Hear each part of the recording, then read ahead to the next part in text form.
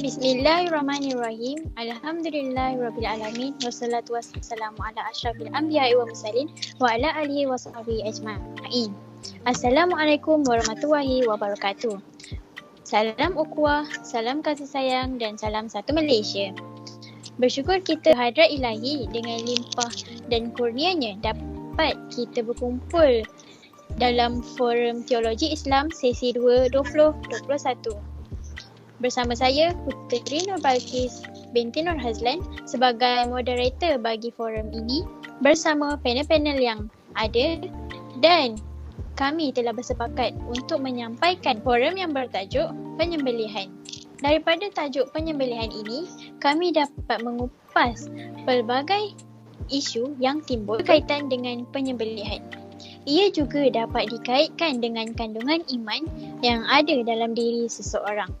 Sebelum kita mengupas tajuk ini dengan lebih mendalam, moleklah kita jika memperkenalkan dahulu ahli panel kita pada hari ini. Panel yang pertama merupakan seorang anak jati Negeri Sembilan dan merupakan AJK kebajikan bagi pembimbing rakan sebaya, iaitu Nur Aisyah binti Agami. Apa khabar saudari Aisyah? Khabar baik, terima kasih saudari Balkis. Baiklah, sama-sama. Seterusnya, nampak pemalu tapi petah berkata-kata selaku Presiden Majlis Perwakilan Pelajar, iaitu Muhammad Daniel Fitri bin Marzan. Apa khabar Daniel? Khabar baik saudari moderator. Assalamualaikum. Waalaikumsalam. Seterusnya, buat panel yang ketiga selaku Exco Usrah bagi Badan Kepimpinan Pelajar Uhud KPMBM, iaitu Wan Nur Ain Hasanah binti Wan Rozamat. Saudari Ain sihat?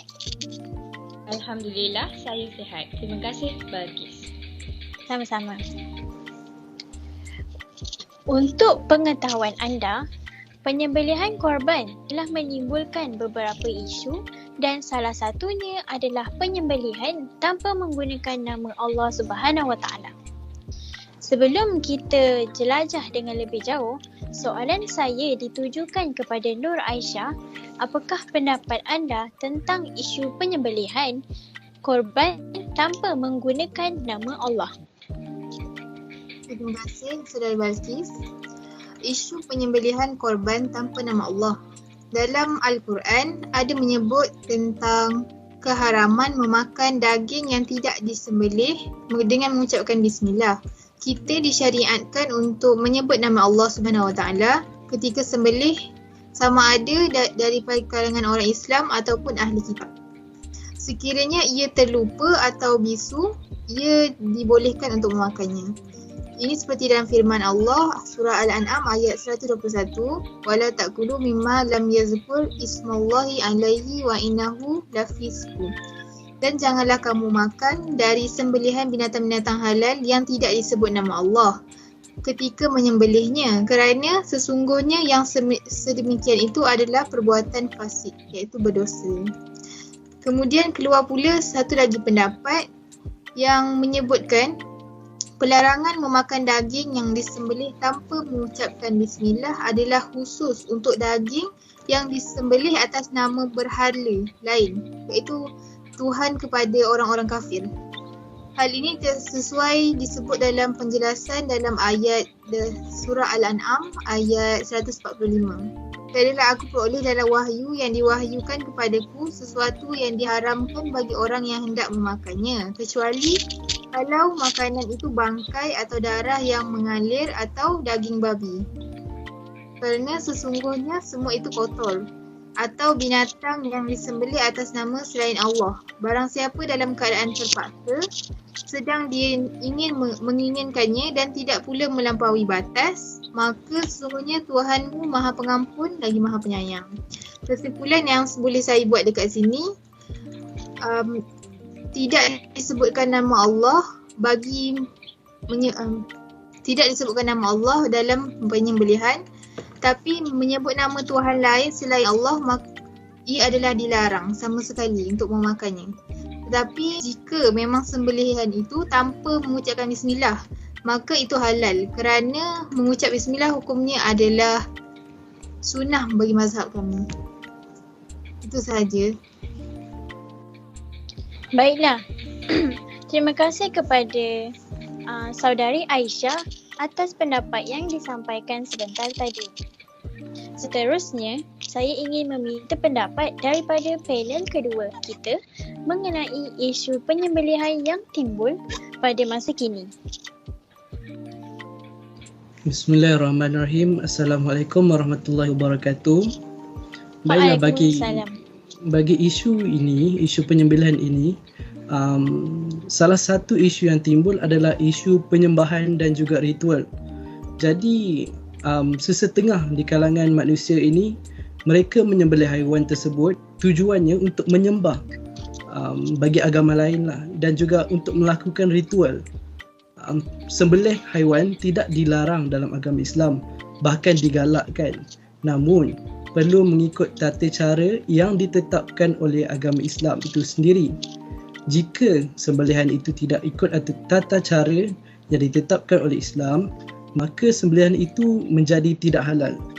Jadi bagi isu penyembahan ini, kita berbalik kepada rukun sembelihan, iaitu niat kerana Allah Subhanahu Wa Taala. Namun apabila menyembelih selain daripada Allah Subhanahu Wa Taala, niatnya lain, jadi dia jadi haram. Sebagaimana contoh di sebuah gunung Giulis, Lembang, Bandung Barat, Indonesia, mereka telah melakukan sebuah upacara penyembelihan di sana. Disebabkan pada tahun 1970-an gunung tersebut telah berlaku gegaran. Jadi menyebabkan dua kampung di sana telah pun terkorban, ramai yang terkorban disebabkan oleh gempa tersebut. Namun mereka telah melakukan penyembelihan ini bertujuan supaya perkara ini tidak berulang. Jadi ini merupakan ritual yang salah di sisi agama Islam itu sendiri dan hukumnya adalah haram. Jadi bila kita lihat semula perkara ini, isu ini, dia telah pun menjadi salah, dan juga terdapat isu-isu yang kita lihat iman mereka. Walaupun mereka menganut agama Islam, tetapi budaya, adat mereka itu tidak menghalalkan apa yang Islam syariatkan macam tu. Jadi itulah isunya. Kemudian kita perlu lihat beberapa aspek, iaitu yang pertama, tujuan penyembelihan mereka adalah untuk mengelakkan daripada terjadinya sekali lagi kan. Jadi itu telah pun terpesong daripada agama Islam. Sebagaimana kita tahu, kita hendaklah percaya pada Allah Subhanahu Wa Taala dan berpegang teguh padanya. Jadi kalau kita ingin meminta pertolongan, kita tidak boleh untuk melakukan sembelihan itu untuk menyembah ataupun meminta pertolongan yang lain. Kita haruslah meminta pertolongan daripada Allah Subhanahu Wa Taala sahaja. Kemudian yang kedua, tata cara yang mereka lakukan untuk menyembelih haiwan tersebut juga adalah salah. Kerana apa? Kerana mereka menyembelih itu tidak mengikut syariat ataupun tidak mengikut tata cara ditetapkan oleh agama Islam. Jadi ia jadi tidak sah. Jadi terdapat persoalan yang timbul. Apakah hukum jika kita memakan daging tersebut? Jadi jika kita makan daging tersebut, hukumnya jelas adalah haram bagi individu Muslim. Jika kita seorang Islam, kita diharamkan untuk makan daging yang disembelih bagi tujuan upacara penyembahan dan juga ritual. Jadi daging tersebut dikira sebagai najis lah, bangkai haiwan. Kerana apa? Kerana dia telah lari daripada tata cara yang ditetapkan penyembelihan ini.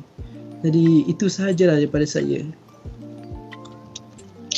Baiklah, terima kasih kepada ahli panel kita yang kedua atas pendapat yang bernas sebentar tadi. Daniel ada mengatakan, jika penyembelihan itu bukan niat kerana Allah Subhanahu Wa Taala, maka ia menjadi tidak sah.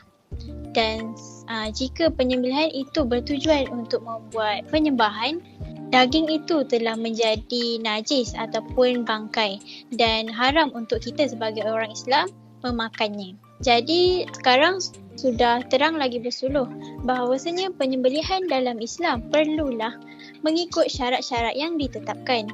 Dari segi Islam sendiri, untuk mengekalkan kandungan iman yang banyak dalam diri seseorang.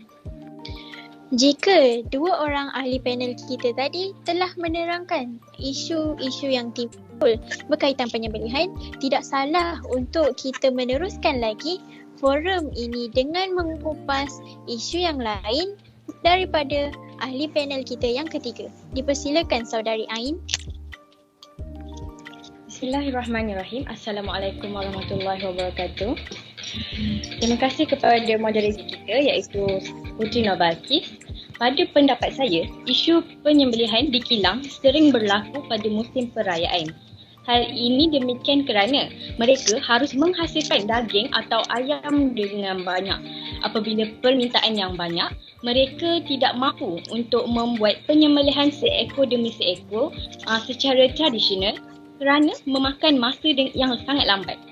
Jadi, pihak-pihak yang tidak bertanggungjawab ini dia menggunakan cara yang ringkas dengan cara melemaskan ayam yang baru disembelih ke dalam tong besar berisi air yang berlaku di Selangor baru-baru ini.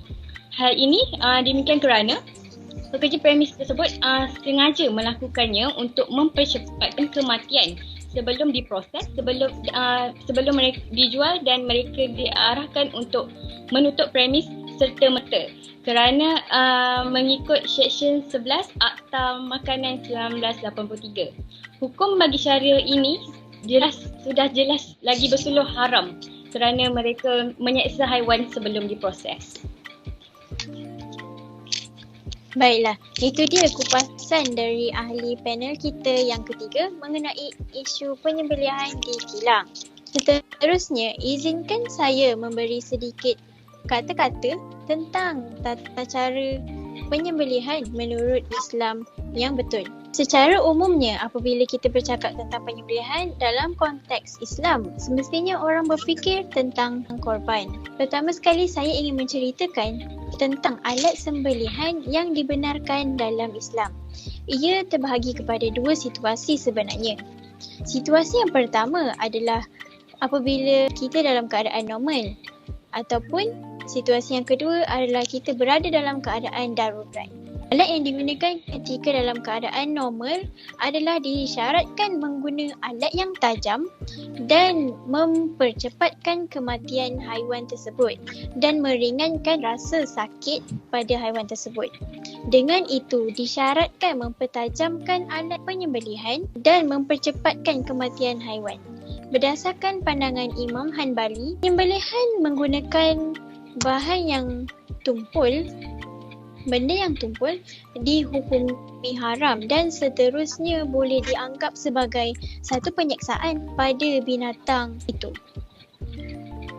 Seterusnya, saya akan mengupaskan tentang alat yang boleh digunakan dalam keadaan darurat. Apabila waktu tidak mengizinkan untuk menggunakan alat yang tajam, penyembelihan juga boleh dilakukan dengan menggunakan batu ataupun benda-benda yang seumpama dengannya, tetapi dengan syarat dapat memutuskan urat yang disyaratkan pada haiwan tersebut. Tanpa membuang masa, saya mengulas terus tentang tata cara penyembelihan. Tata cara penyembelihan dapat dibezakan dengan dua keadaan. Pertamanya, penyembelihan atas haiwan yang dapat disembelih lehernya, iaitu dipanggil maqdur alaih. Dan kedua, penyembelihan atas haiwan yang tidak dapat disembelih lehernya kerana haiwan tersebut liar, iaitu ia juga dipanggil ghair maqdur alaih.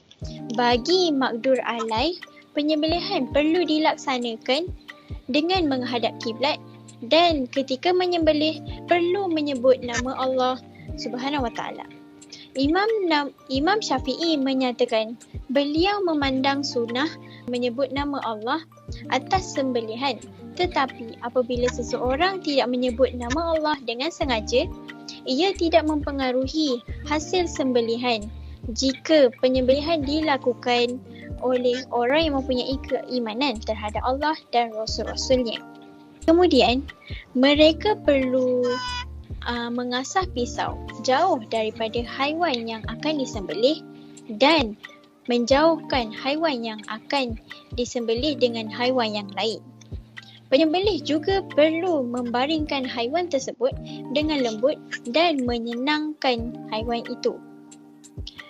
Seterusnya, haiwan itu juga perlu digulingkan pada sebelah rusuk kirinya agar dapat memudahkan penyembelihan. Akhir sekali, penyembelih wajib memutuskan halkum dan marih, tetapi sunnah untuk memutuskan wadajain, wadajain. Bagi ghair maqdur alaih, haiwan liar sama seperti haiwan buruan. Haiwan dalam keadaan ini boleh disembelih di mana-mana bahagian dari tubuhnya dengan menggunakan alat yang tajam supaya dapat mengalirkan darah dan mempercepatkan kematiannya. Jadi, itulah kupasan daripada saya tentang tata cara penyembelihan menurut Islam. Jadi, sekarang saya membuka untuk para panel kita bertanyakan soalan antara satu sama lain bagi menjelaskan soalan yang tertanya-tanya selama ini. Assalamualaikum. Saya ada soalan kepada saudari Wan Nur Ain Hasanah. Macam mana proses penyembelihan yang berlaku di kilang tersebut? Macam mana? Terima kasih saudara Muhammad Daniel Fitri. Proses di kilang penyembelihan ayam akan saya huraikan. Pertama sekali, ayam digantung. Kedua-dua kakinya diikat pada tali sawat yang bergerak secara automatik. Dan penyembelih hendaklah beragama Islam yang terlatih untuk menyembelih ayam di hadapannya dengan menggunakan pisau yang tajam. Ayam pula akan bergerak ke arah air panas untuk proses penceluran. Seterusnya, pekerja akan memeriksa leher ayam untuk memastikan kedua-dua urat halkum dan marik telah putus dengan sempurna. Jika leher ayam tersebut kedua-dua urat itu tidak putus, ayam ini akan diasingkan kerana tidak halal. Itu saja yang boleh saya kongsikan. Terima kasih. Baiklah, sangat bagus soalan yang ditujukan daripada Daniel itu. Bagi saya, penyembelihan di kilang amat kejam daripada penyembelihan satu persatu haiwan tersebut. Seterusnya, saya akan simpulkan kesimpulan daripada forum teologi Islam kami ini yang bertajuk penyembelihan. Demikian tadi penjelasan tentang penyembelihan dan terdapat beberapa isu juga telah dibincangkan dan diperjelaskan seperti tadi tentang hukum dan sebagainya berkaitan penyembelihan tanpa nama Allah di antara isu yang telah kami pilih. Seterusnya, kami berharap semua isu yang menimbulkan keraguan tentang penyembelihan tanpa menyebut nama Allah dalam pelbagai keadaan dan situasi ini telah pun mendapat jawapan di setiap persoalan yang bermain di fikiran anda dengan sangat jelas, mudah difahami dan boleh diterapkan di kehidupan seharian. Walau bagaimanapun, sebagai seorang Muslim atau orang yang beragama Islam, lebih baik bagi kita melakukan penyembelihan dimulai dengan mengucapkan Bismillah atau menyebut nama Allah Subhanahu Wa Taala. Semua yang dilakukan adalah kerana Allah, jadi kita dapat mengelakkan timbulnya pelbagai sifat keraguan tentang hukum memakannya atau sebaliknya. Namun jika terdapat juga beberapa situasi yang tidak dapat dielakkan dan tidak dapat diketahui cara penyembelihannya, maka makanlah dengan cara yang tidak berlebih-lebihan. Baiklah, kita sudah di penghujung forum. Saya sudahi dengan nafas yang mulia. Wabillahi taufik wal hidayah. Assalamualaikum warahmatullahi wabarakatuh. Waalaikumsalam. Terima kasih semua.